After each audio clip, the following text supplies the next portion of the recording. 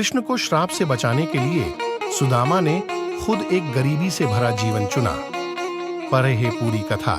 श्री कृष्ण के परम मित्र सुदामा की छवि से सभी भली भांति परिचित हैं, लेकिन शायद ही कोई जानता हो कि परम अवतार श्री कृष्ण को श्राप से बचने के लिए सुदामा ने स्वयं एक दरिद्र का जीवन चुना था। यही कारण है कि सुदामा परम मित्र और भगवान के भक्त होते हुए भी इतने दरिद्र थे। एक कथा के अनुसार एक अत्यंत गरीब ब्राह्मणी थी।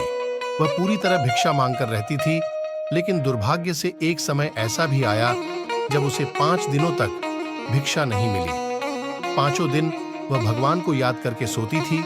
6ठे दिन उसे केवल 2 मुट्ठी चना मिला। चना पाकर वह बहुत खुश हुई, लेकिन जब वह झोपड़ी में पहुंची तो रात हो चुकी थी। उस ब्राह्मणी ने सोचा कि मैं इन चने को रात में नहीं खाऊंगा, सुबह कन्हैया को भोग लगाकर ही मैं इन्हें स्वीकार करूंगी। ऐसा सोचकर ब्राह्मणी चन्नों को एक कपड़े में बांध दिया। वह कन्हैया का नाम याद करके गहरी नींद में सो गई, लेकिन वे कहते हैं न तो अनाज पर अनाज लिखा है। ब्राह्मणी के सोते ही कुछ चोर उसकी कुटिया में चोरी करने आए, लेकिन उस बेचारे ब्राह्मणी की कुटिया में चने के पैकेट के अलावा कुछ नहीं था। चोरों को चने की वह गठरी मिली। चोर समझ गए कि इसमें कुछ कीमती हीरे के रत्न हैं, इसलिए ब्राह्मणी जाग गई और शोर मचाने लगी। ब्राह्मणी का शोर सुनकर गांव के सभी लोग चोरों को पकड़ने के लिए दौड़े। चोर पोटली लेकर भाग गए।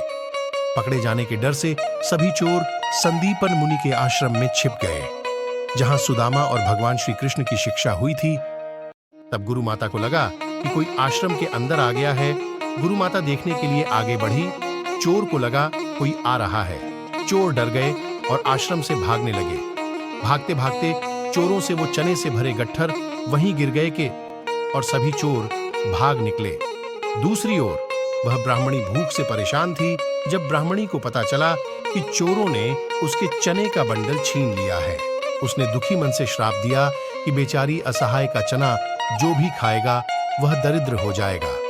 वही जब सुबह गुरु माता आश्रम में झाड़ू लगाना शुरू किया, तब सफाई करते समय गुरु माता को वही चने का पैकेट मिला। गुरु माता ने बंडल खोल को देखा तो उसमें चने थे। सुदामा जी और कृष्ण रोज की तरह जंगल से लकड़ी लाने जा रहे थे।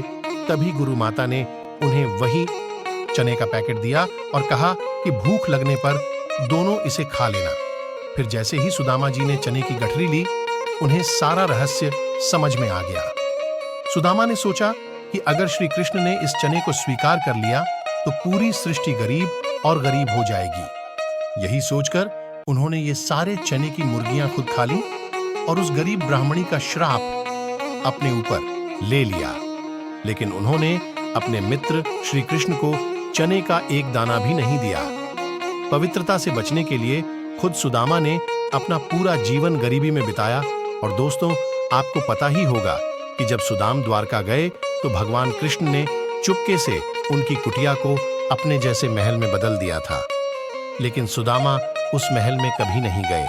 उन्होंने उनका शेष जीवन कान्हे के मंदिर में उनके चरणों में ही बिताया।